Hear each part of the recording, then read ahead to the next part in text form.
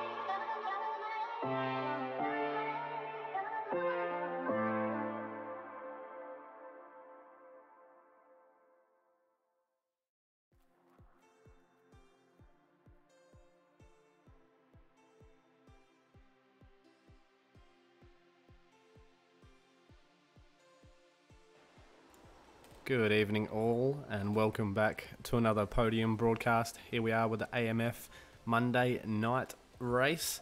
It's at Twin Ring Motegi East with the Radical SR8s. Also, I'd like to shout out to our sponsor for this evening again, CPR Car Parts. Makes it happen on a Monday night. And also joining me in the commentary booth is race control man himself, Ryan Colstead. How you going, Ryan? Oh, I'm good, Steve. How's yourself? Yeah, not too bad, mate. Ready for another Monday night full of action race? Yeah, I think so. These cars are a bit of a handful, so it should be an interesting race.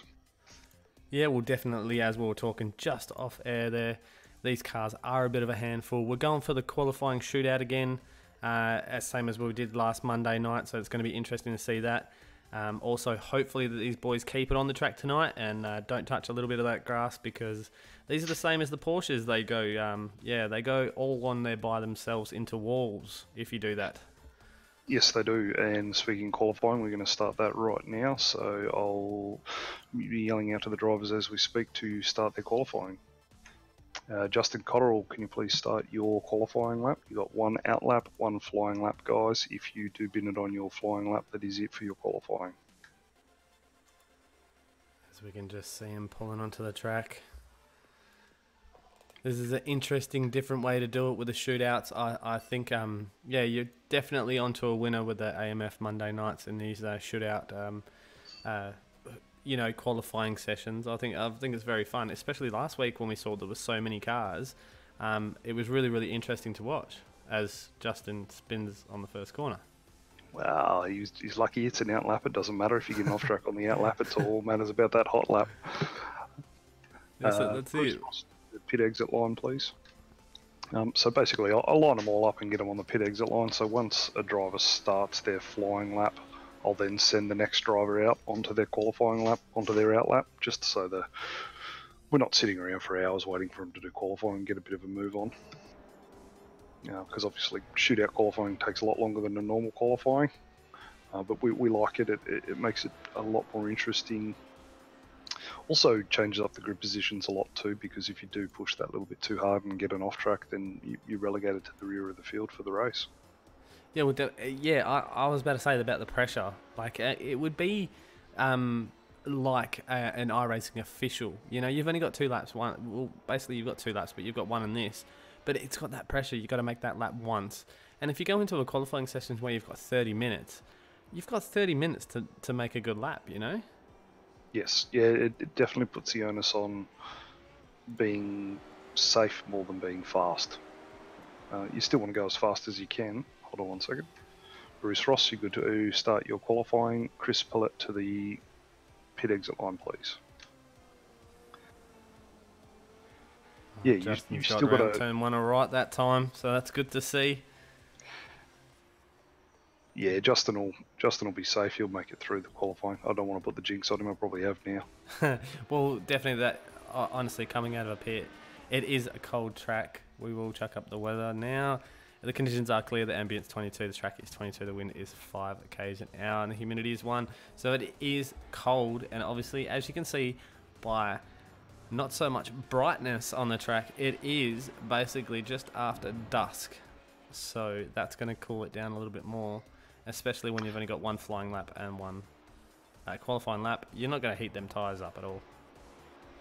No, 7:30 race time. Getting dark, getting colder. Definitely going to struggle to put some heat in the tyres. Justin's doing a pretty good job. He's coming down to the last set of corners now. Just about around the last one now.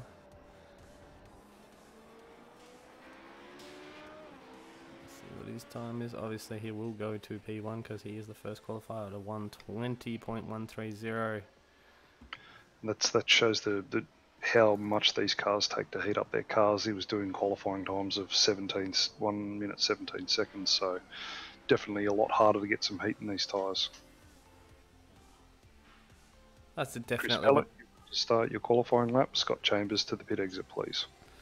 That was definitely, like, in practice we were watching the times and they were a little bit faster than what they are now. So we're pretty much spot on about the whole they can't get heat in the tyres. Especially only 1 warm-up and 1 qualifying lap, but that's the point of it. That having that, Bruce just getting it a bit. He's done very well to hold that. Yeah, especially in a radical. Very, very, very easy to get a tank slapper in these cars and be around before you know it. So he's done a great job to hold that.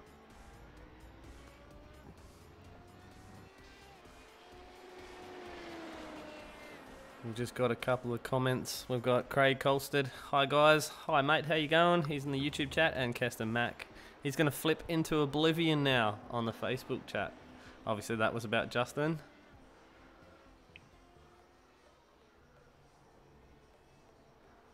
Bruce is alright holding it now.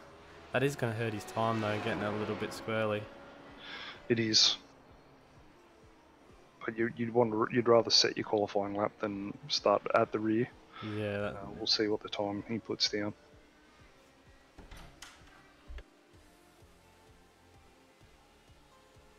Oh, 1:18. Still quite a respectable time. Wow. Not a bad time. Well, that'll put him in pole at the moment. As we see Chris just about to start his run. Scott Chambers, you're good to start your qualifying lap. Grant Matterford to pit exit line, please.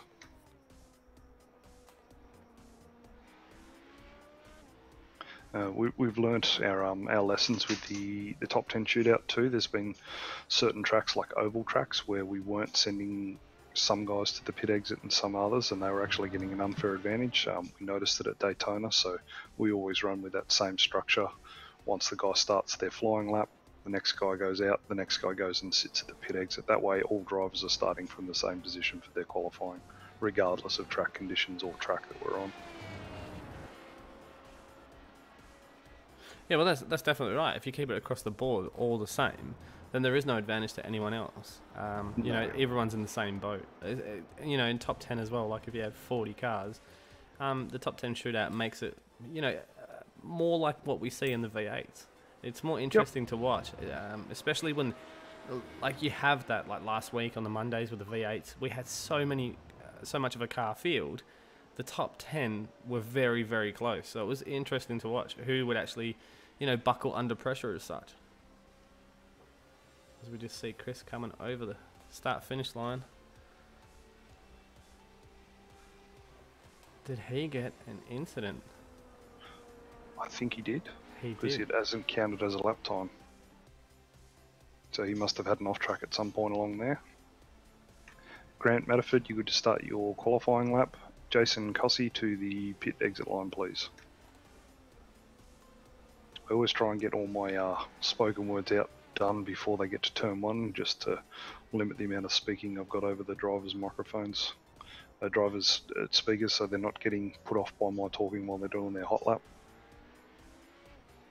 Yeah, that's it. Some people do. Some people can drive with obviously a lot of chit chat in the background, but you know, most of the AMF races it's pretty quiet. It's pretty civil. You know, you don't hear too much chatter on the radio, so the boys can, you know, knuckle down and focus. Yep. Look, a lot of the guys that have been racing AMF for, well, it's been around for 7 years. I've been racing it for about 4 years now. They do have our own private channel that they talk on. A lot of the guys that race week in, week out, so they're generally, if they're talking on the private channel, not through the iRacing server, which is good for the new guys that do come in because they won't be interrupted by a lot of the chatter that does happen. But that's another thing as well, that AMF have their own Discord, and it will be, you know, well, it is set that you can have your own teams in there and your own voice chat in there as well. Yep, most definitely. That's always good to see. Would only just have to message the admins of the Discord to get their own team channel in there. Not a drama at all. As Grant Matterford just comes across the start-finish line. Jason, you good to start your flying lap. Paul to the pit exit, please. Goes into P4. Yeah, that was his outlap. He's had a pretty cruisy outlap at 2 minutes 47. Let's see what he does for his flying lap. But Scotty managed to get into provisional pole with his flying lap there.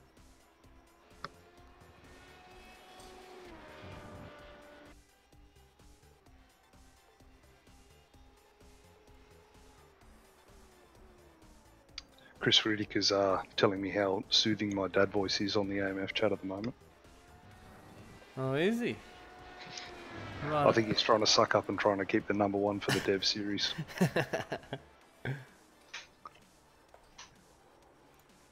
Oh, you can see it in the Facebook chat there, yeah.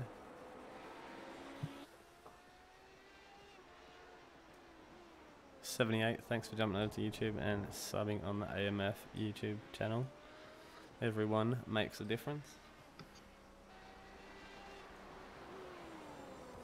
As Grant Matterford is doing an awesome job to keep it on the black stuff as he comes down the main straight to come across on his flying lap to see what 1:17.387, that is enough to put him up the front.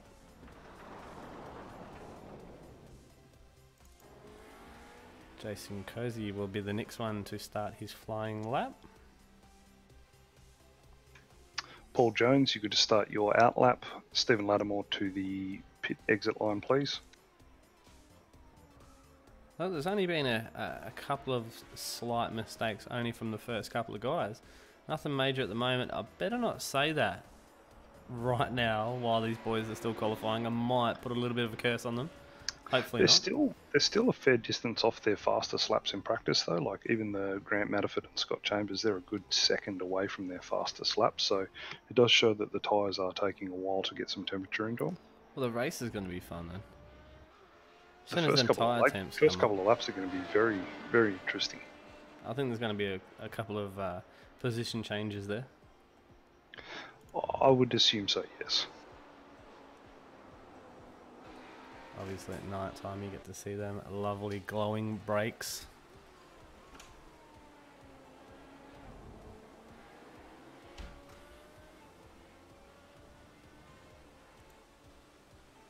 As he comes around the last corner onto the main straight to finish his flying lap. Ooh, a little bit wide there. Comes through at a 1:17.227 that puts him in pole. As we'll go back to Paul Jones while he's starting his flying lap and his awesome. Stephen, you're good to start your out lap. Nathan to the pit exit, please. And his lovely SR8. I do have a couple of paints that did get sent that these boys did have.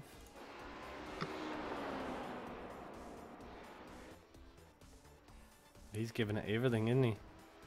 Yeah, Paul's he's not one to back down. That's for sure. He will always give it all, especially in qualifying. They're an interesting beast to drive, these cars. They are very light for how much they weigh. They've got a decent amount of power, but they've got a lot of torque. So if you light that rear end up, you could be in for a big bit of trouble. Yeah, but I was surprised with Bruce's as well, like holding onto it like that, especially in the radical. He's probably got bucket loads more talent than I do, but yeah. I definitely would have binned it in that position. Oh, I'm with you. I would have followed you into the wall. So we do have a late entry into the server. We will let him do his qualifying lap. We're not pretty harsh about those sorts of things. We'll let those people still do their lap. As Paul comes over the 116.3, 530, should I say, and that puts him up in the top step. So everyone's still sticking trend with that, about a second off their practice time. So it'll be interesting how these top guys go.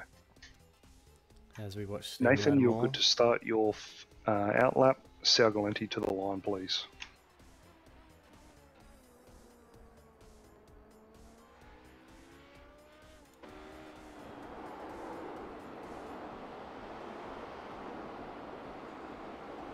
As we jump on board, it looks a lot faster while you're on board on the camera. If you're on the TV cameras, you're at a far distance, and the car doesn't look that like it's moving that fast. But definitely while you're behind the driver's seat, it's a whole different kettle of fish.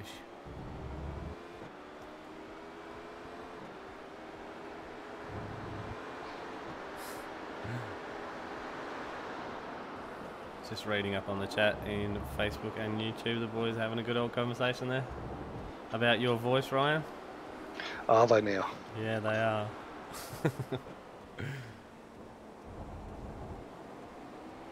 Look at Steve Lattimore, he's using every single inch of that track he can.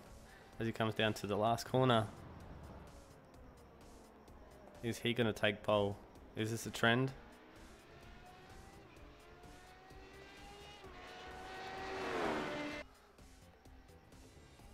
No. No, P2.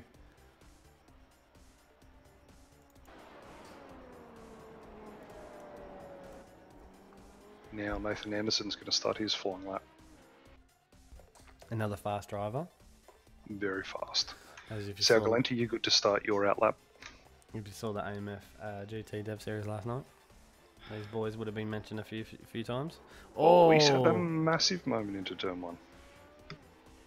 Car didn't like that at all, and that is just going to unsettle him for this run. Hopefully he can just get his head back in the game and jump back on track and get everything sorted. Also, it kind of puts you off a little bit when you have moments like that. You kind of push the rest of the lap. It's either that or you don't push hard enough either. It's one of the two. You're like, well, do I just set a banker now and try and get a half decent position, or do I try and make up for lost time? Well, that's, that goes back to the days of Thunder days. Are you a calculated driver or a kamikaze driver? Well, this is true. So it's either you're one or the other. You're either going to send it or you're going to wait for it. So look, he's doing a really good job at the moment. Obviously, he's focused back on what was going on. It was a little moment, obviously, because the tyres are cold. We've mentioned that a few times, and obviously the track is cold. And they're not the easiest cars to drive, these, either. No, they're not. I'm guesstimating that loss of time was about half a second. So let's see where it goes. Let's see where it's going to put him as soon as he crosses the finish line here. And it registers at a 1:17. Wow. About a second. 396. Ouch. Alright, now let's go to... Nah, Sal's looks like he's binned his lap, so that's it. Oh, so what I normally do now is I'll give everybody a 5-minute break, so 1 second. Alright guys, you got 5 minutes until I advance the server to the race. You're all welcome to have a bit of a crash and a bit of a demo derby. Just whatever you do, do not complete any laps. If you do complete a lap, you will start the race from the rear field. I will announce when I'm advancing the session. So, like always, we'll let the boys have a bit of fun. Why not? It's always let fun. a bit of steam off. It's always fun crashing a car, so yeah, they always have a bit of fun with this. As you can see, I'm just going crazy.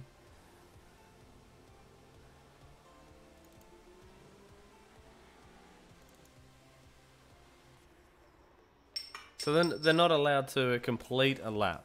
So they No, have to bin it before the end of the lap. correct. So it's basically so they can't really practice as much. Well, they had Well, enough practice to do this, but They can practice if they wish to, but they have to basically abort their lap and yeah. go back to the pits before the start finish line. And let's face it, crashing the car is more fun than doing that, so that's generally what they do. That one doesn't look. Oh, Scott Chambers just got taken out. Jason Cozy trying to do some drifting.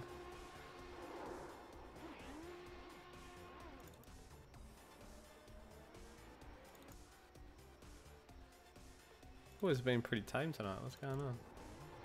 I see Paul Jones ripping some nuts.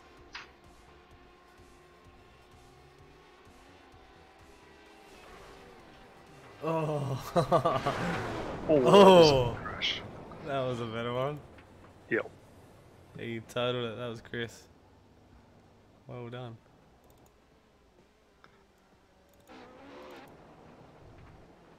He's still going. Scott Chambers.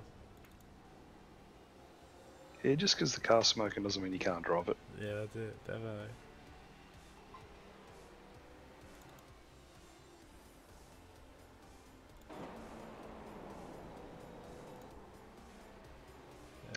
His Anyway, car's not too nice, eh? Seeing as there's only a few blokes in here, I'm probably going to advance the session now. Everybody's had a chance to have a bit of a relax and that, so. Alright guys, advancing the session now. If you've got a black flag or a disqualification, please let me know and I will undisqualify you. Anthony in the Facebook chat there. This is what Monday nights do. It's a little bit of a chill out session after qualifying. So yeah, the boys go a little bit nuts and smash into each other and do some burnouts. So what we'll do now is I will quickly just pull up the grid. Oh no, when the cars come out, I'll pull up the grid so it goes in its correct order.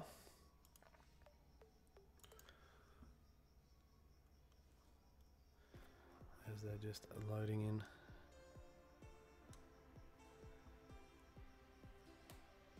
We are doing rolling start in these tonight. I don't know if you've driven these things much before, but they are not much fun to get off the line in a standing start. So we thought we'd be nice to the guys and give them a rolling start. Oh, I haven't actually. I might have to go and try that. You definitely need a clutch to start these things. You can't just stick it in first gear and go for it. It'll just bog down and you'll get monstered by everybody. So it's a slight ride the clutch move. Yeah, yeah, but longer than you'd think. You really do have to ride that clutch to get it to take off nicely. Well, we're just waiting for the rest of the stragglers to jump in. Alright gentlemen, rolling start tonight. The leader controls the start. If the leader has not gone by green, you're all more than welcome to go. Like always, have fun, enjoy yourselves. If you have an issue, just call out to me and I'll have a look at it.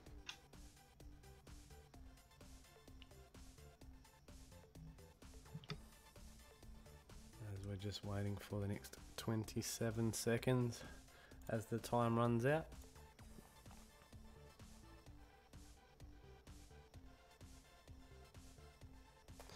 No, they're not doing a standing start, Chris. They will do a rolling start.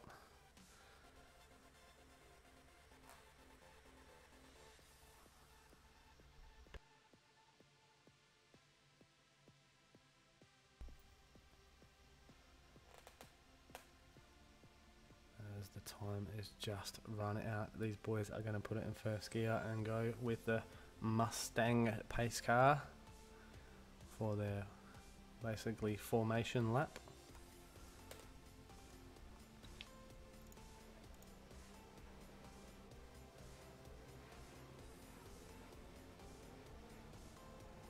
That's right, Chris, you do have a reputation to hold up in the special event here. Chris won our last week 13 special event here in the Radical.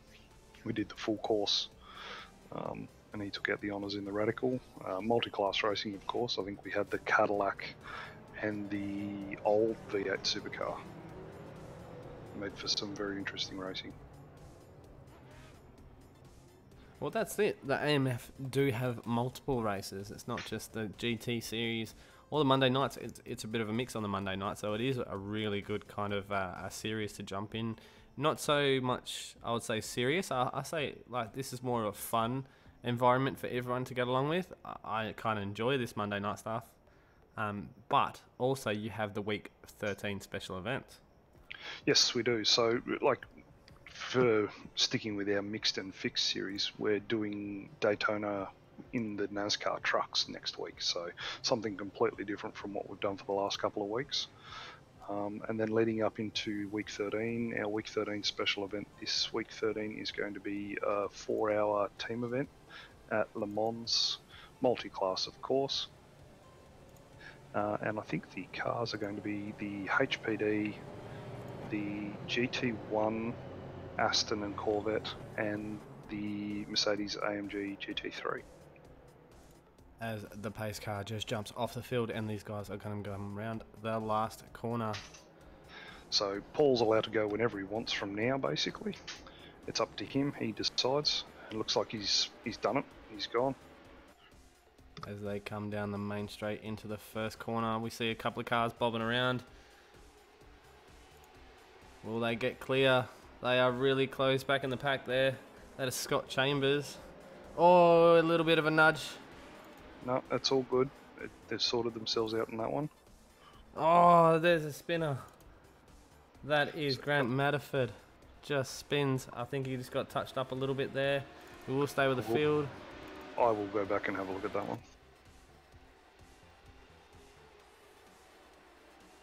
He's actually spun it all by himself with a tank slapper.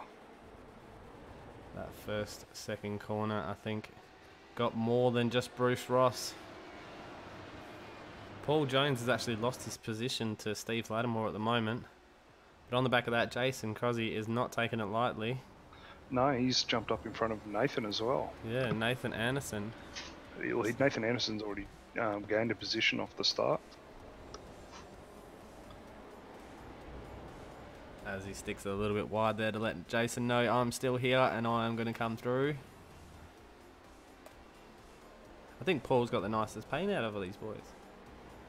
Yeah, Paul's been running that same paint for a couple of seasons with us now because we tend to run the Radical each season. Justin Cotterill just did it by himself, I think, as well. Spinning on the last corner.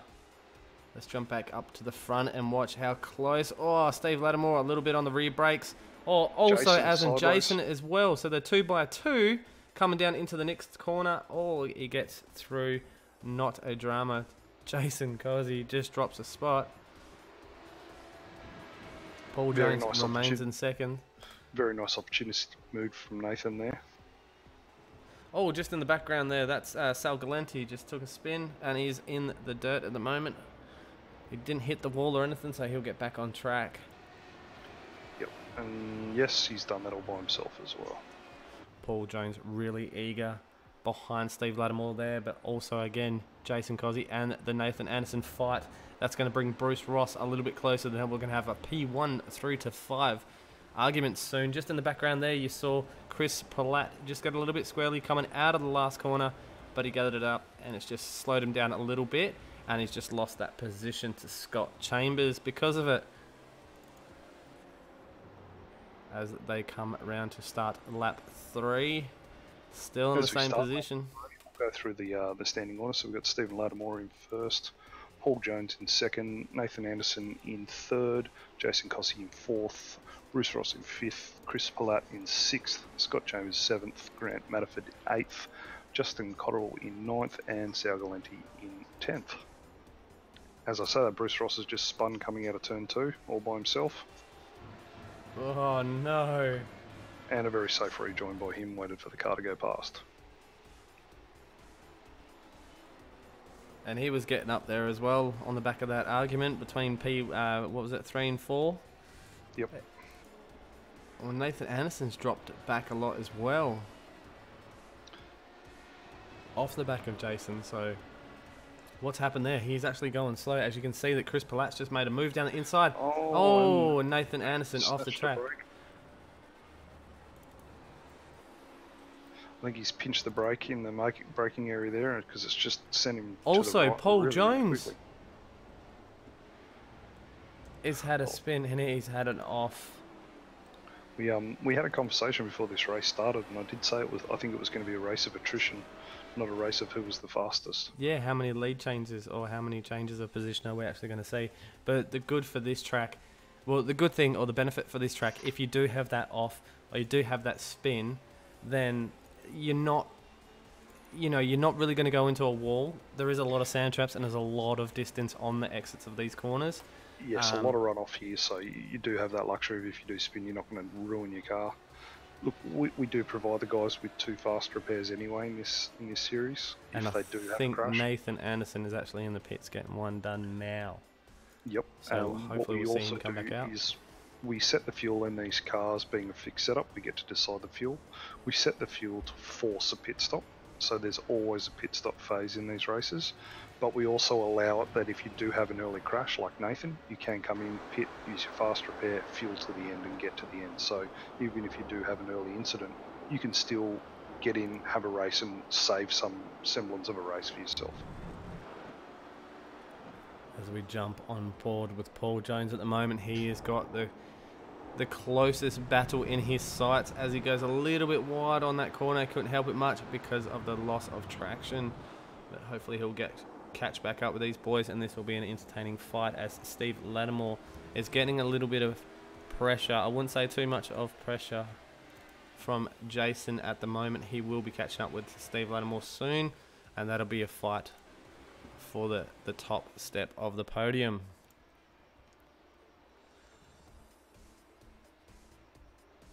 Just reading the Facebook chat. They must have a few viewers on Facebook tonight.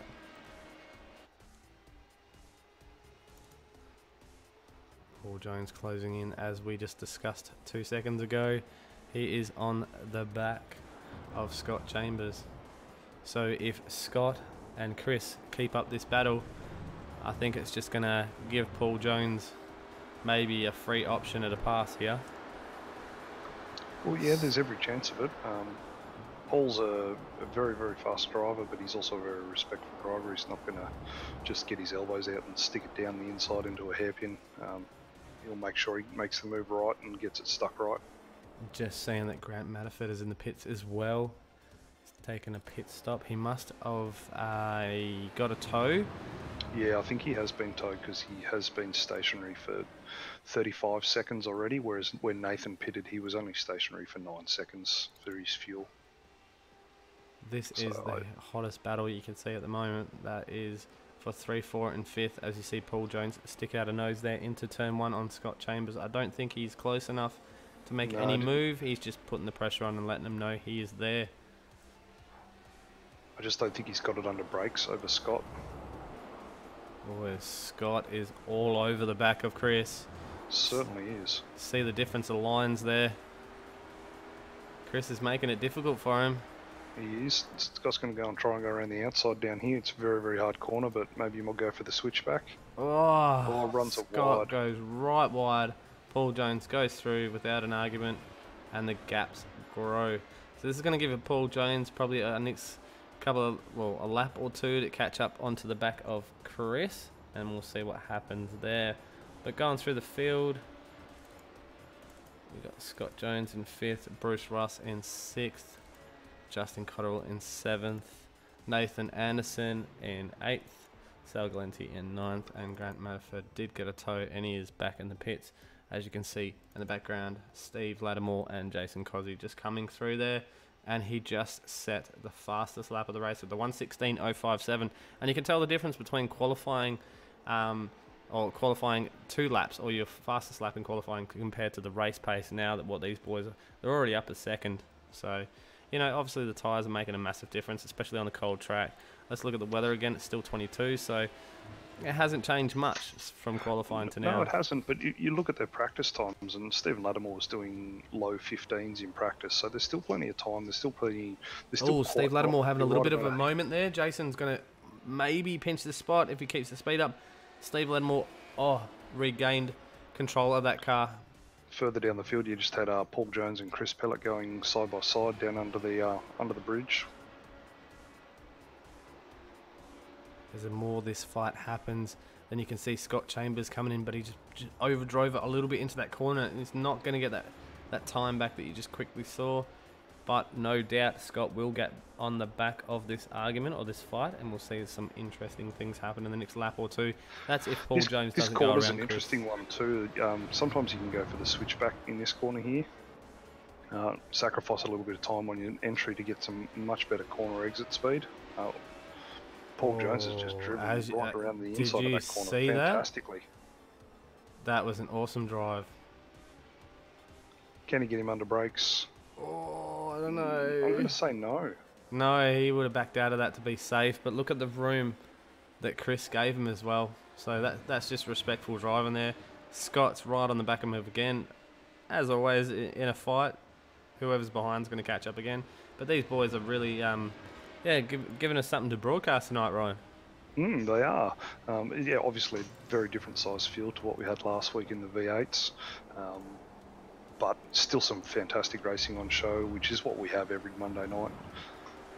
Yeah, but that's it. Monday night's more of a fun, kind of relaxed environment. Well, as you see, Paul Jones just rock the front left there. That's going to cause him a little bit of time, but Scott Chambers is going to see that and probably get on that gas pedal, try and get on the back of that CPR kart.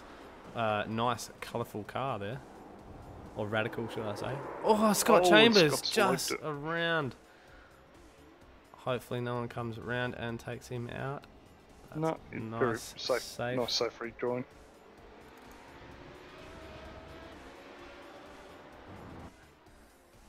As I was saying earlier before the broadcast, last time we drove these cars, we did it in a lot warmer track conditions, and the car was really, really stable, really planted. You could really drive it through the corners, and quite clearly this car does not like cool weather temperature. Oh, not at all. As we are looking back to Steve Lattimore's cool, cruisy, blue-eyed face, he's up the front, taking it nice and easy with Jason just charging at him. And we will probably see a battle very, very soon.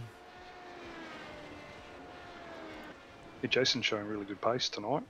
He's a newcomer to our AMF series on Monday night, so it's good to see the newcomers up the front and showing some pace. I think if they keep running like this for the next, 32 lap race or the next 28 minutes, I think you need to bring in a safety car or something and bunch them back up. We have floated the idea of doing competition safety cars.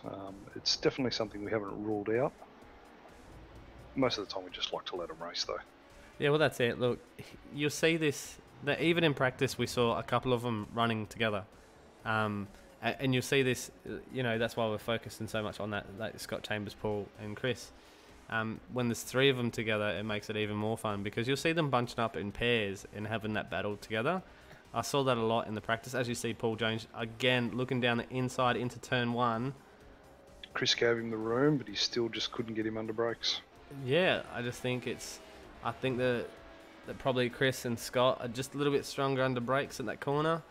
But obviously, Paul's definitely got speed, especially the run out of that last corner as well. You can see how his driving line is. The other good thing about this car is it has fantastic draft abilities too. So once you're in behind somebody, it's very, very hard to break the draft and get away from them. If you're smart about it, you can just tuck in behind this guy, and if you know you can't get past him, I talked about it in the V8s, but if you know you can't get past the guy, sometimes the best idea is to just tuck in behind, lift and coast into the heavy braking zone, save as much fuel as possible, and make sure you're stationary a lot shorter time into the pit stop phase, and you should be able to leapfrog them in the pit stops. That's where strategy does play its part. We were discussing that in the broadcast last night, especially with the difference of fuel usage and stuff, that when you're in a battle and when someone is holding you up, you can tell by your lap times. As Paul gets a really good run now, he's been doing this, 3 laps in a row, 4 laps in a row. He is nose in front. He has got it this time round. We'll see what the exit's like. Also, Chris might have the inside run on the next corner. Nope. Paul's parked the bus there and made that position his. Very nicely done. That is a few laps in the making. You can say that is probably the cleanest racing you would see. That's exactly how you do it, or textbook. I would say that though. That is textbook passing, It follow was. the bloke. He still gave the guy plenty of room on the exit of the corner to still have a run back. He didn't block him or anything like that, and then just made sure he got the apex, turned in nicely on the apex for the next corner. Probably slowed it up a little bit slower than he normally would. Parked the bust, made sure the corner was his, and then followed through for the rest of the corners. Definitely, but he's not letting him get away. Chris is definitely on the back of Paul. That's Grant Manafort out of the pits and circling again. Good for him. And this comes back to what I was saying before. Just even if you can get past or you are faster, that slower guy, you might not be able to break him because of the draft in these cars. Especially this track with quite a few straights, the draft does come into effect big here. It's whether or not you've got the ability to follow through these S's. There's a lot of, I would say, there's a couple of corners on this track that you can take in different lines, and that's where the different driving ability comes into play. If you take a different line, you can see the two different lines that Chris and Paul were taking around the final corner to get that run on the main straight there. So, look, that's going to make a difference as well. It certainly does. The other thing that's very difficult in this track is you've got turns 3, 4 and 5, the S's there after turns 1 and 2. Very, very difficult at night time because your first turn-in point at turn 3 and 4, they're both blind and completely in the dark, so you can't see anything. Hoping for the best corners, are they, Ryan? Yeah. Just turn and hope. That's it. You see the lovely glowing brakes at night time.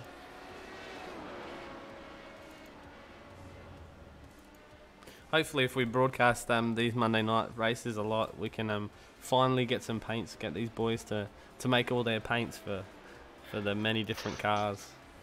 Look, being a new thing for the Monday night guys, they're probably not organised with their paints as such yet, but we'll get on top of that as an admin group and make sure these guys get their paints across so that we can show off all their team paints. Alright, James Clayton in the Facebook chat. What license class do you have to be to join? I'm still Class D. We will accept rookies. There you go. We don't shy away. As long as you've shown some semblance of racing in iRacing, we will accept all members. You do need to be an Australian or New Zealand member to race with us. But we will accept all license classes. All we ask for people is to race fair and race cleanly. As you can see, there's differing speed levels just in this race here with 10 different drivers. We don't discriminate on pace. We discriminate on cleanliness and respectfulness. Yeah, well, definitely. Even these guys here that I can look through the license classes, and pretty much all of them, bar 2, are A class drivers, and the other 2 are B, well, pretty high up in the B class as well. It's very funny, when we go to an oval race, you'll see that change dramatically. A lot of them are rookie guys that have never raced official oval races at all. A few of the guys that race with us on a regular basis have never ever raced an official oval race in their life, but they've raced hundreds of oval races with us. So that's why we don't let license come into effect for it. Well, that's it. It's two different things. One, to be an official series in iRacing, and then also having your league set up. And yes, okay, if you look at not the Monday night stuff, let's look at the development stuff. You do have that rookie class, the amateur class, the pro class, and then elite. So you have them different classes, and I have spoke about this multiple times over multiple broadcasts, that it is a development series. You do run practices, and then now you run qualifying as well, but during the week. And these guys are more than happy to give advice to rookies or amateurs or stuff like that they're going around the track. As soon as you get your name known within the servers, within the community of the AMF, you go onto Discord, you be respectful to these blokes and talk to these guys. These guys are awesome coaches to go in, even a 5-minute tidbit of them looking at your lap for you. That a couple of them have. I've asked previously when I ran the AMF Dev Series, oh, can you look at my lap? What am I doing wrong? And these guys will help you out. So it's amazing environment. Even the top guys who are winning the competition, I know if you jump into, especially an AMF Dev Series practice on a Wednesday or a Friday night with, if you happen to catch Craig Edwards in one of those sessions, or Stephen Lattimore, or any of the top guys, and say, hey, do you mind just giving me a hand? I'm really struggling with this corner or this exit, or what am I doing wrong here? Or, and we've got Grant Matterford around. Oh, I just caught the tail end of that. I just saw the speed drop, but he's back on track. He's got some serious damage. Yeah, that car doesn't look too good on the right hand side. But yeah, these top level drivers have no dramas whatsoever spending 5 minutes, 10 minutes helping you, especially if you're a rookie guy. But even if you're not a rookie guy, they've got all the time in the world to help you if you're respectful and nice to them. The same in the series here. If you jump into one of our, we only do practice before the race on a Monday night, but if you're struggling, all you have to do is jump on the microphone and say, hey guys, I'm struggling with this corner, and I'm sure 9 out of the 10 guys would pipe up straight away and give you any bit of advice they could. Just following Sal Galenti there, and he's had an off all by himself. Unfortunate for him. This is the fact that you pointed out, Ryan. I think it's who's going to last. Yep. But also, there's a couple of more pit stops to go, though. There is. Well, yeah, you've only got 2 drivers here that have done pit stops. Stephen Lattimore seems to be running away with the race a little bit. But we'll wait until see after the pit stop phase. You know, is Steve going to take tyres in the pit stop phase? Is he going to need to take tyres? Taking tyres means he's going to be back on cold tyres, and the lap times are going to plummet, and the guys behind will catch up that didn't take tyres. Will the tyres run out in a 40-minute race? You know, there's a lot of things to be answered here. Justin running wide there, just under the bridge. Ooh, going for some mowing some lawn. It's back on track now. No hurt to the car, no pain, no walls. No. That's alright, so there's no fast repairs needed there. Paul Jones just set the fastest lap with a 1:15.677. So there you go. He's absolutely flying. He's pulled in at least 5 seconds into Jason over the last couple of laps. I think Jason might have had a moment, though. He has lost a fair bit of time to Stephen Lattimore. Yeah, it's 5.6 seconds now up to Lattimore, so he must have dropped some time, as you can see by that shot. There's first, second, and third. But look, not to mention again, they do have to pit for fuel. So the difference is of what's going to happen here. I don't think the tyre degradation would be so much on these cars at this cold of a track. Over 45 minutes, I don't think it would hurt your lap time that much over the benefit of putting tyres on and the time in your stop. I personally, if I was racing this race, there's no way I would be taking tyres. Yeah. I would sacrifice a little bit of tyre wear to keep that heat still in the tyres. Definitely wouldn't want to put a brand new pair of tyres on in this race. Well, that's it. You got to weigh up the options. 45-minute race. The extra time it would take in the pits. I don't know off the top of my head about the radicals so much in pit timing.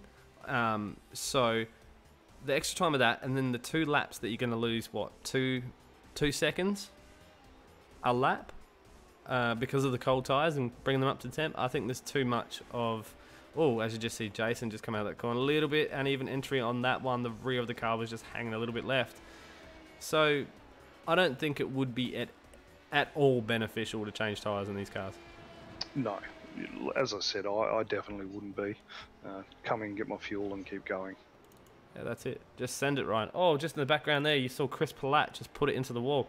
I actually want to try it and get a replay of that one because it didn't look too nice, because his car is right state at the moment.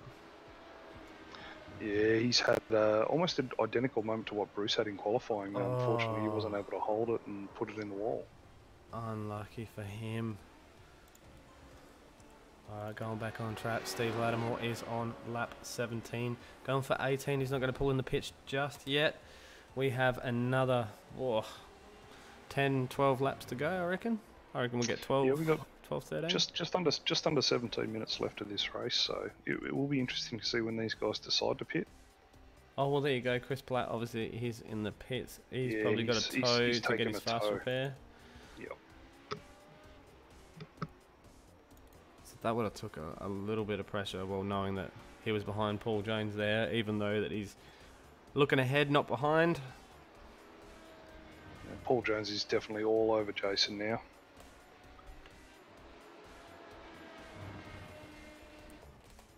Yeah, look at him. He's using every inch of that track. He's definitely... He's a good driver in these cars, I'll tell you now. Not saying that he's a bad driver in any car. I'm just saying that he's shining right now.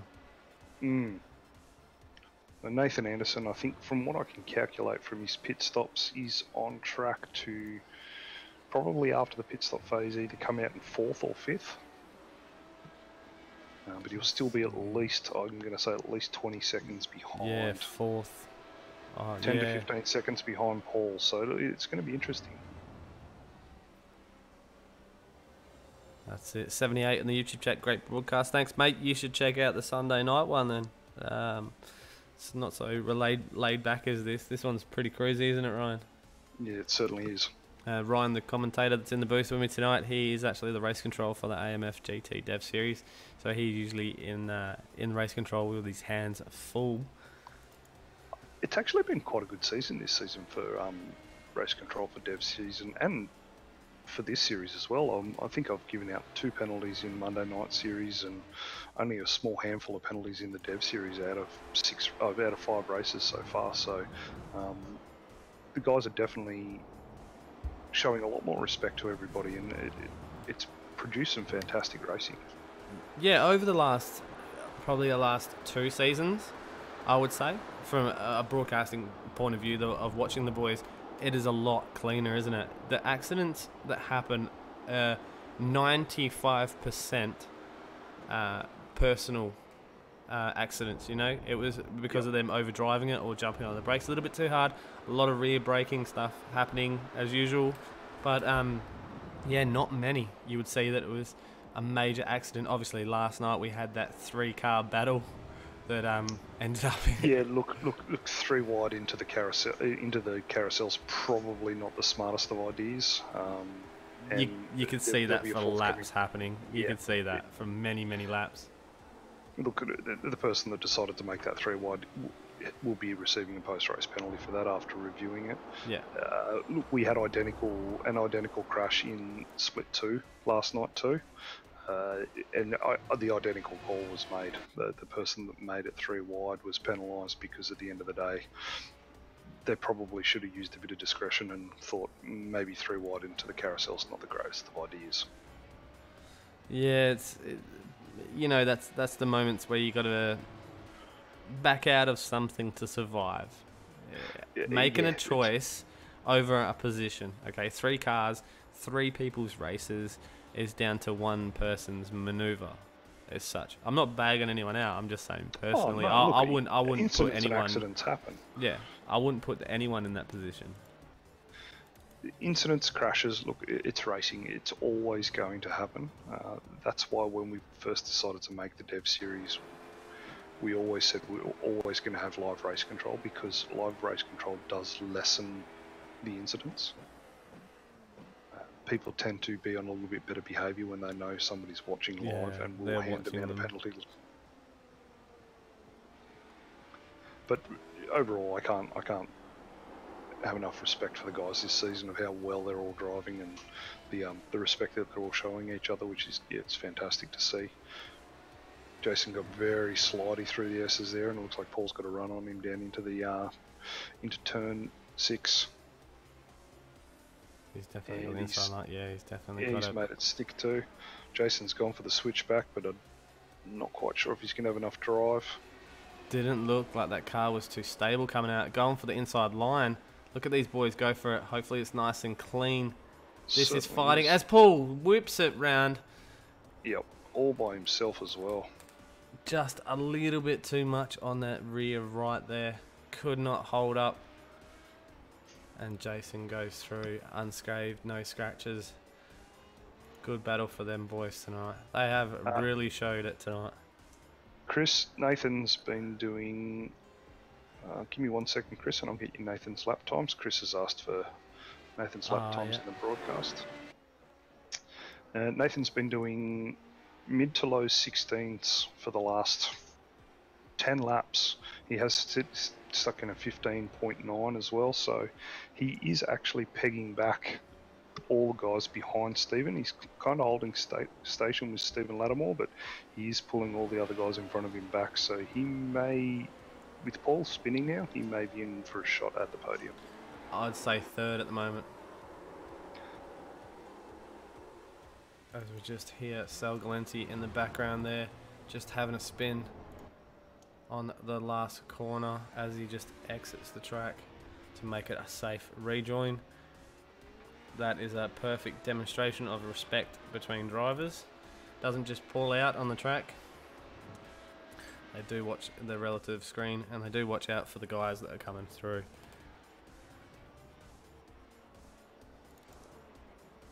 So this is what it's kind of turned into. It's kind of turned into an open qualifying where these boys are trying to push as hard as they can.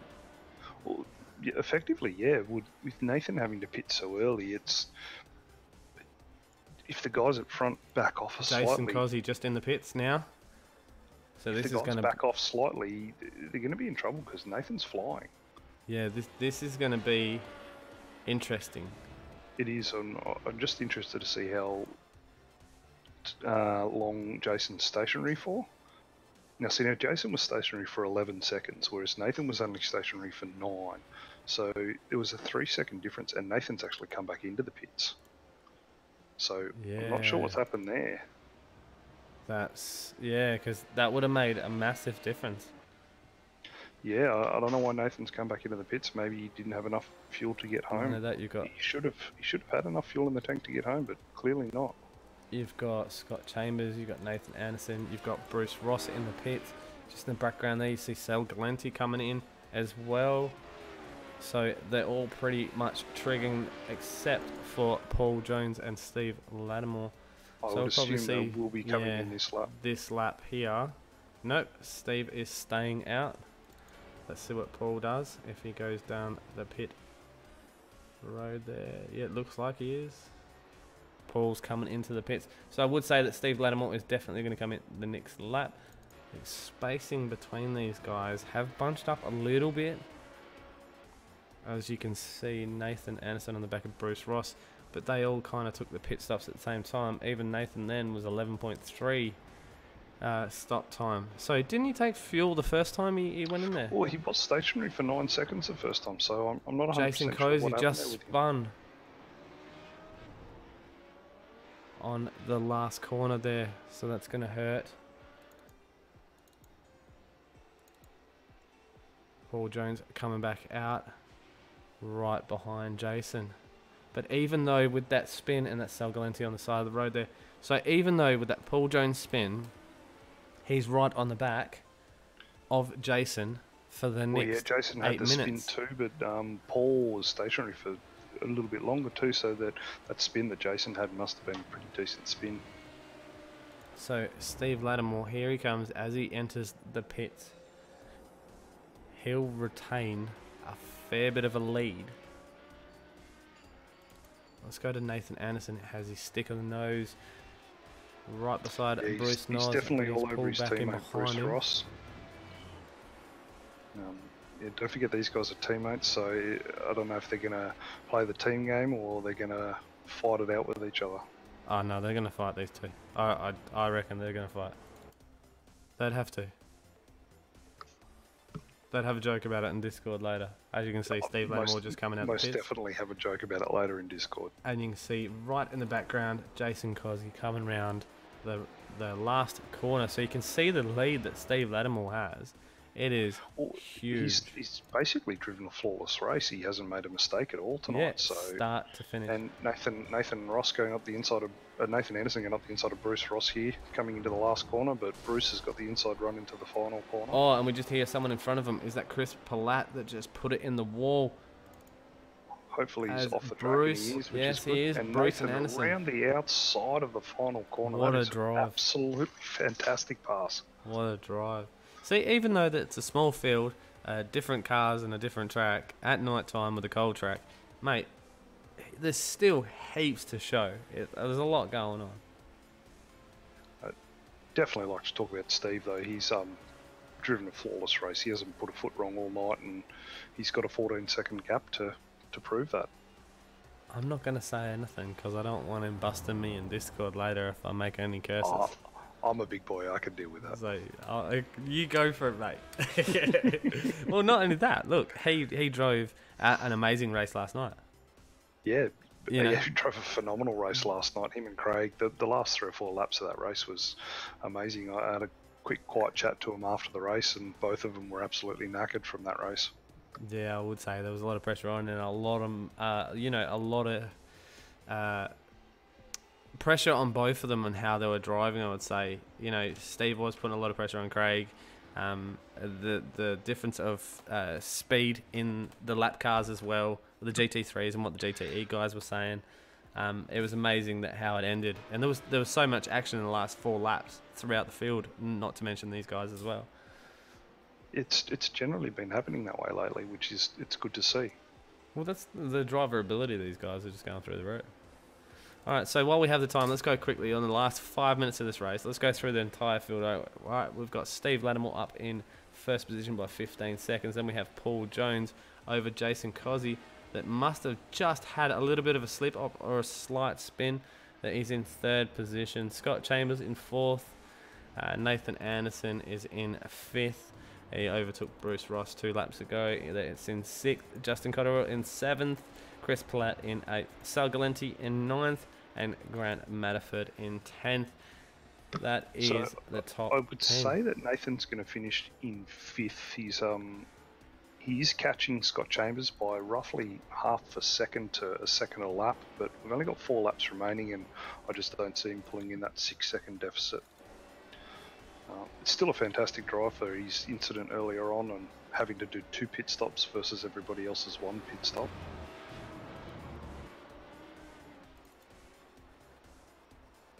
Yeah, they've spaced out a little bit. Everything's kind of cooled down a bit and calmed down. I think they've got a grip of these cars as such, over the cold track and obviously the car itself. About as much grip as you can get with these things in these temperatures. Yeah, there's not much there. No. I wouldn't say it's an easy car to drive, but Steve Lattimore surely made it look easy.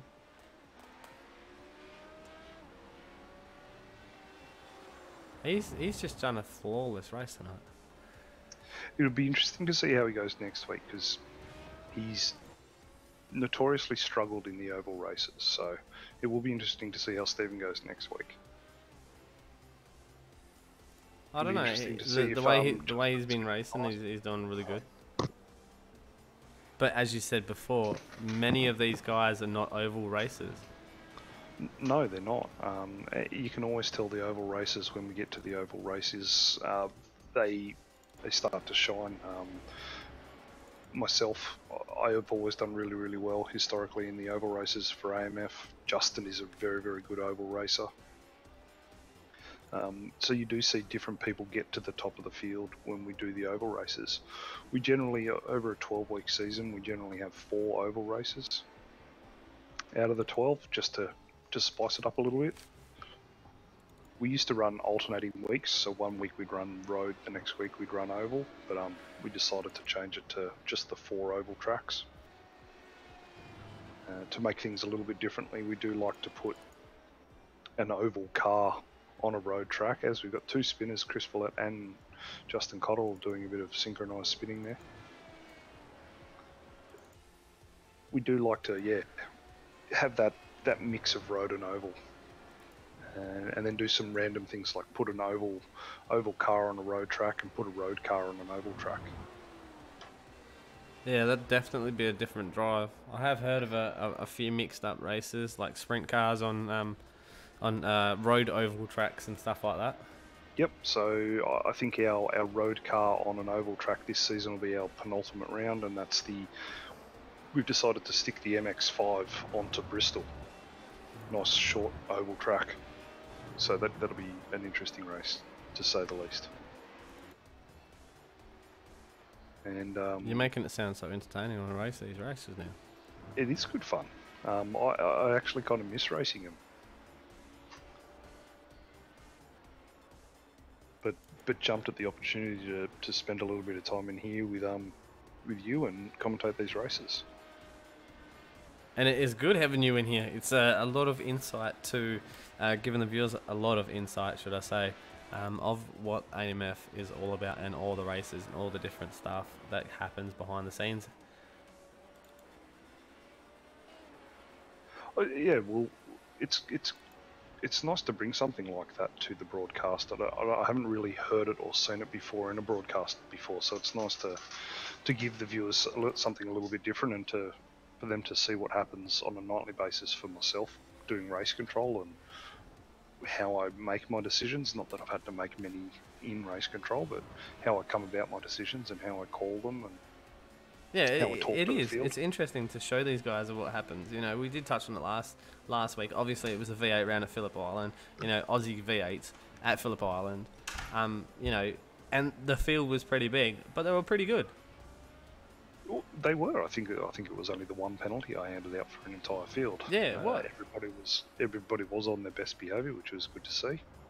As you see, Steve Lattimore, lap 31, 22 seconds on the clock left. I don't think he's going to get over the finish line in that time, so this possibly will be the last lap. Maybe one more. Maybe. It'll be interesting. It'll be very, very close. JRT's not telling me it's final lap for him, so... But the end of 4, yeah, no, it's now clicked over to final lap. So the final lap of the race. That is Steve Lattimore, as you can just see in the background. I'm just going to wait until he passes, so I'll finish the race as well. Well, it's still a drive. Yeah, it was a fantastic drive from Steve. He did an awesome job tonight. Not only that, Paul Jones, up, down, throughout the order all night. That was awesome to see. Jason Cozzy did a really good drive as well. Unfortunately, he did have a couple of spins as well. Scott Chambers, awesome fight these guys were having. Nathan Anderson, you know, he was running through the field at a really quick pace. I do think, don't quote me on it, that he might have had the fastest lap of the whole race. No, Paul Jones did. No, Paul Jones did. But Nathan, yeah, it'd be interesting to see why he took the second pit stop. But hold on 1 second, I'll just address the guys. Great race tonight, guys. Podium, fantastic racing. Bad luck to a couple of guys in the spin with a very tough track and car combination. To the podium, guys, if I can get you guys to make your way to the broadcast waiting room in our Discord channel and have a bit of a chat with the broadcast team, please. So that was another Monday night race from the AMF. I think we need to put the word out and get all these guys that are sitting in Facebook and YouTube chat. Next Monday, get on your sim and get in on the action on the Monday night races. It is definitely worth it, as you can see from tonight, and not only that, from the broadcast of last Monday night. It is a bucket load of fun, and it does change up something different. I know people that get stuck, you know, like, oh, I'm just a Holden driver, or I'm a Ford driver, or a GT driver. Forget all that. Monday night is the worst day of the week for everyone, because we all have to go back to work, come and have some fun with the boys, and drive something different and have a laugh. Well, exactly right. And if there's nothing better than a laugh than driving trucks at Daytona, so that's what we'll be doing next week. Yeah, for sure. That's fun. Yep. I think this will be your first, next week will be your first oval race commentary too, so that'll be an interesting thing for you. It is. It's going to be, yeah, a little bit different. I'll try and keep up with it. And I'm a bit of an avid oval driver, so I'll have a fair understanding of what's going on. So yeah, it should be good fun. Yeah, something different for me. I don't race oval. I'm not an oval racer. I'm not a dirt racer either. So as I said, you know, the guys that are stuck in the V8s or GTs, yeah, that's me. Yep. Yeah. No, I understand that. I've always liked to dabble in a little bit of everything, and I think AMF taught me that. Was the ability to just never shy away and just jump in the car and have a bit of fun. Doesn't matter what it is. That's it for sure. Okay, let's go through the results for tonight. We have Steve Lattimore in first position, top step of the podium. As you can see, what a stellar drive from him all night. Paul Jones again in P2, Jason Cozzy out of third. That rounds out the podium, and fourth goes to Scott Chambers. Nathan Anderson, good race from him. I don't know about the second pit stop. In P5, Bruce Ross. Out of P6, Justin Cotterill out of 7th, Sal Galenti out of 8th, Grant Manathan out of 9th, and Chris Platt in 10th. 5 laps down. So obviously that accident was a little bit too much for him to continue. Unfortunate for him because he was in the thick of it during the race. It was, and I'll find out post-race why he had that second pit stop, but at the moment we'll bring Jason in to have a chat with us, a third place driver. Shoot, go for it. Jason, how you going, buddy? Good, mate, good. How are you guys? Yeah, good.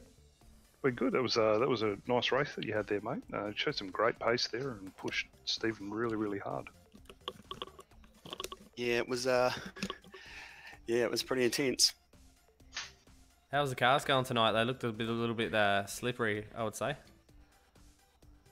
You had to just pay attention. I think I faded a little bit, and it caught me a couple of times, and I was checking my fuel numbers toward the end. That really took me off the ball a bit and spun. It's a very, very difficult car and track combination, especially in the weather settings that we had tonight. It was very cold. Must have been a bit difficult to get some heat in the tyres. Yeah, that first lap, I think I understated, might have gone to someone, but yeah, the first lap was pretty intense. Just trying to keep her on the track and get your braking markers a bit earlier. But after about 3 laps, she got it pretty heated up. Yeah, cool. We saw that in the qualifying session actually, that a lot of people were 1.5 seconds a little bit slower. So it was the fact of the tyres just not gaining heat quick enough. Yeah, and confidence. I just didn't have confidence in the tyres in that second lap at all. Yeah, true. Because obviously these cars, we did see it throughout the broadcast of the night that as soon as they go a little bit wide, then you're going for a 360. So it was a good track to spin on because obviously there's not that many walls around.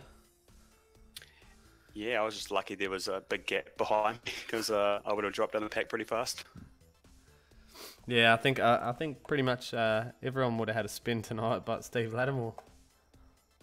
Oh, yep, I think you're 100% right. I think he's the only one that didn't have a spin. I think pretty much everyone in the race spun but Steve Lattimore. I think he got close on lap 3 or 4. I saw him come around a corner and he was on the grass, but that's as close as he got. That's it. All right, mate, while you're here, congrats on your podium position in 3rd place. You have an open mic. Give a shout out to your team, your mates or sponsors or anyone you'd like to thank, mate. Oh, a shout out to the race club crew, Lynchy, Fildo, all the other boys, 45th Degree. Just, I guess, the gatekeeper for letting me do this a lot more than I should. All right, mate. Once again, thanks for your racing tonight, mate. It was a stellar job, and no doubt we will see you back in the AMF, either GT Indoor Series or Monday night race next week. Awesome. Cheers, boys. It was a lot of fun, and I just want to thank you guys for putting it together. It's great. No worries, Jason. All right, let's go on to the 2nd position. Paul Jones, let's bring him into the commentary booth. Paul, how you going, bud? Yeah, good, Stephen Ryan. Thanks for having us tonight. It was thanks. Pleasure as always. Yeah, thanks for putting on a show, mate. Yeah, it was a lot of fun. I was absolutely stuffed tonight. I've had a massive weekend out visiting kart clubs all weekend long, and I jumped in the seat this afternoon and thought, gee, I'm not going to make it through the whole race. But, there were a few areas there. And at the beginning of the race, tailgating Steve, it was so hard to stay right on his tail without locking a brake, which is what I ended up doing in the end. And that put me back behind Jason, and we just battled the rest of the race. It was great fun. Yeah, you had some really good battles going on there. We were saying before to Jason that I think Stephen was the only one that didn't loop it tonight, and he got away with the win for it, I think, as well. Well, I mean, what an amazing guy, hey? He just told me this is the first time he's run this car, and I think it's unbelievable because his times in qualifying were way up there. I've seen Stephen drive a lot of cars, and he's never slow in many of them. Truly deserved the win as well. Hey, did an awesome job. Yeah, he drove that from go to woe perfectly. But no, look, not putting it back on you guys. You definitely turned it on tonight. You definitely with your catching up on the back of people, I would say. I won't say a person because you caught up to about 3, I think. Trying to keep an eye on that nice paint you've got on that car. I did have Yeah. I did have your paint loaded tonight, so I was like, hey, he's got cool. he's got this shiny, nice, colourful car. I think Yeah. Justin fired that across to him, Paul, so we made sure your paint was on there. Yeah, Justin. nice. Yeah, Justin being the messaged me. sponsor of Monday Night Racing, Yeah. you had to make sure that your car was definitely painted for tonight. And I completely forgot to upload it, so I apologise for that. But thanks heaps for putting it in there. Oh, But it was fucking great fun. Hey, You, really enjoyed the night's racing. You definitely put on a few moves into turn one tonight. It's pretty hard to get these things to late brake without pinching a brake. To be honest, it's pretty hard to overtake anyone in these cars because they're just so twitchy. And, you just got to be so careful. But you know what? A testament to Monday nights like usual. Everyone was totally, fair and reasonable and gave space. And, it was great racing. Yeah, it was awesome work from you. By all means, go back and watch the replay. We did cover a lot of moves, a lot of racing with you in it, mate. So while you're here in the commentary booth, you have an open mic. By all means, give a shout out to everyone. Go for it. Yeah, well, like every week, I'd like to thank everyone for turning up and racing and just having a great attitude about it and making it awesome fun and a night that we can have and kick back and have a good race and just enjoy it. And Ryan and Justin, mate, the two of you guys are awesome. Putting it on every week for everyone. It's just your blood's worth bottling. So thanks so much, and thanks for covering it, Steve, and doing all the work behind the scenes, mate. It's all good. That's what we're all here for. We help out the community, and one thing that I can say you do as well. You help out the sim community in a massive way. So, I'll shout a thanks to you for that as well. Yeah, thanks, Steve. Well, we're into anything low-cost motorsport, and this is one of the pinnacle avenues for people to get into when you don't have a great deal of money, but you can jump in there, have a lot of fun, and you can go quick, and you can battle with some guys that are awesome steerers. Yeah, that's definitely right. And the AMF, it gives you a platform to jump in there and do it as well. 100%. Yeah. Thanks heaps, guys. No worries. Thanks for joining us in the commentary booth, bud. All right, let's go on to the winner of the race. Bring in Mr. Steve Lattimore. How you going, buddy? How you going, fellas? We're good, mate. How are you feeling after that race? Yeah, not too bad. I wish Paul and I would have had a good battle. It got a little lonely there. But yeah, no, it was quite a unique car to drive for the very first time. Well, for someone that's driving the car for the first time, you did an absolutely awesome job. We've said it before in the broadcast before you're in here, but you're actually the only driver that didn't loop it tonight in the race. I was very close. Very Yes. close. But, no, disappointing for Nathan, Paul, because I thought going off practice times, we were very close, and it looked like it was going to be a really good battle. And it's sadly Nathan didn't put it where I thought he would have on pole, and then Paul made the mistake in the lockup in one of the hairpins, and it was just keep it nice and steady, warm up those tyres, and yeah, hold on for all dear life. It looked like that's what a lot of the drivers were doing. Oh yeah, once the night came in, it came a completely different beast on cold tyres. You could handle it at first during the practice in the daytime, and then the cold track came in, and it took probably around 4 or 5 laps before the tyre temps came up to temp. Yep. Yeah, we could see that in qualifying because you were still, the guys were at least a second off the pace from practice into qualifying when you guys were doing your shootout laps. So clearly there was no temperature in the tyres whatsoever. Yeah, there was massive understeer coming out of every single corner. You could see that through the lap times throughout the race as well. They were getting progressively quicker to a certain point, and then they kind of like plateaued, and that's where it was. I think it's when the tyres were going. I don't know if they went off so much or the car just wasn't handling too well in the cold track, but that's when the spins started happening.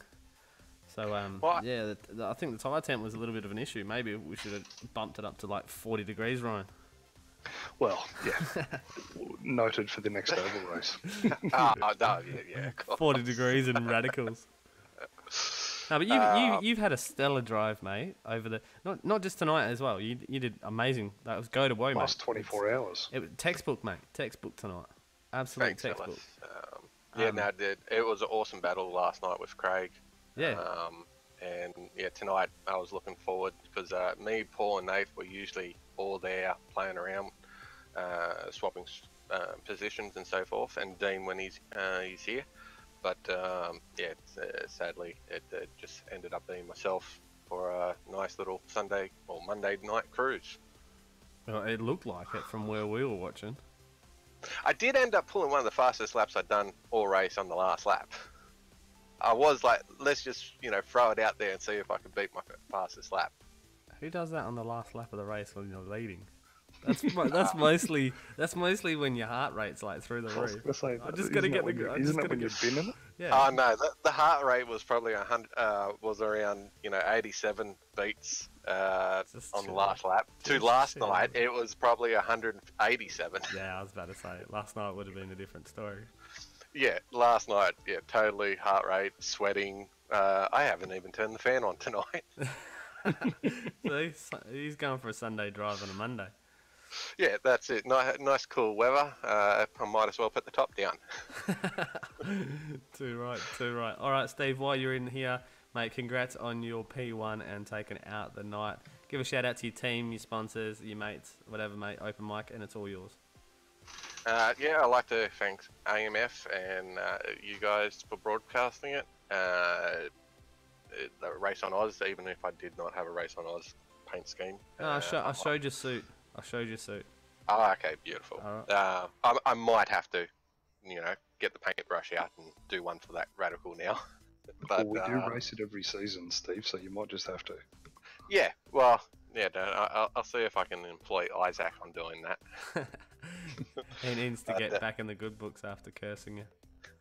Hey, I watched a bit of the broadcast today, and he was, keeping very lip. Yeah, he was. So we'll keep him like that each and every week. Maybe just praise Craig. Just put 1,000 friggin' praises on Craig. But no. Thanks, fellas, and I'll probably see you all on Sunday. No worries. No worries, Steve. Catch you, mate. See you, fellas. See you, bud. Oh, well, there we go. As we wrap it up for another podium broadcast of the AMF series. It gets very complicated saying AMF so many times. I get mixed up between GT Dev Series, GTE, GT3s. Yeah, it's interesting. But look, got to give a shout out, obviously, to Paul that was in here from CPR Car Parts. This wouldn't happen without him and all the boys in the background. Obviously, Justin and Ryan himself, the AMF lads. So by all means, if you're watching this on Facebook, YouTube, or even in the AMF Discord, get the links. They're on the YouTube videos. They're in Facebook. Jump on the track with these guys and come and have a laugh on a Monday night. That's it from me. It's Steve at Podium Broadcast. Now I'll chuck you over to Ryan to say goodnight. And I'll see you again very, very soon. I just want to say thanks to everyone that's watching, especially thanks to all the drivers that turn up and make these series. Without the guys that turn up and race, we don't have anything. So thanks to all the guys that do that. And here's to many more races in the future.